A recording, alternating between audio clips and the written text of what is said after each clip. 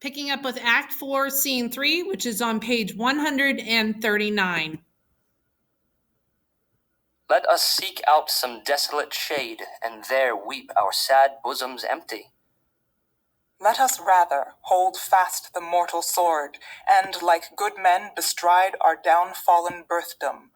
Each new morn, new widows howl, new orphans cry, new sorrows strike heaven on the face, that it resounds as if it felt with Scotland and yelled out like syllable of dolour.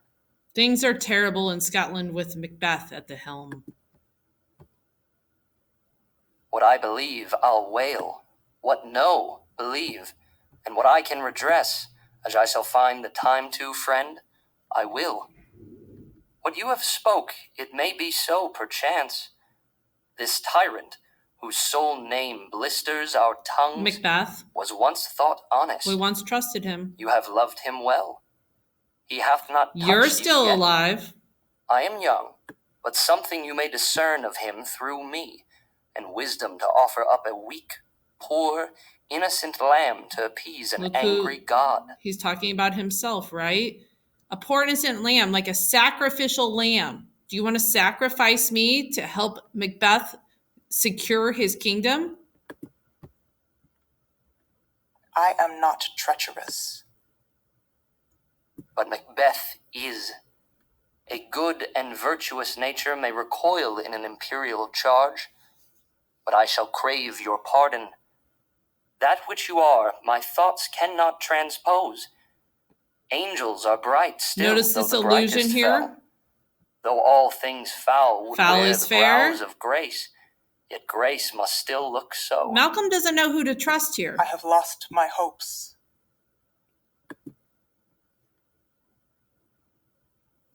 Perchance even there where I did find my doubts. Why in that rawness left you wife and child, those precious motives, those strong knots of love without leave-taking? I pray you, let not my jealousies be your dishonors, but mine own safeties. You may be rightly just, whatever I shall think. You came here and left your kids and your wife defenseless. Yeah, forgive me if I don't fully trust you. Bleed, bleed, poor country. Great tyranny, lay thou thy basest shore, for goodness dare not check thee. Wear thou thy wrongs, the title is a fear. Meaning you don't want to be king. Fare thee well, Lord. I would not be the villain that thou think'st, for the whole space that's in the tyrant's grasp, and the rich East to boot. Be not offended. I speak not as in absolute fear of you. I think our country sinks beneath the yoke. It weeps, it bleeds, and each new day a gash is added to her wounds.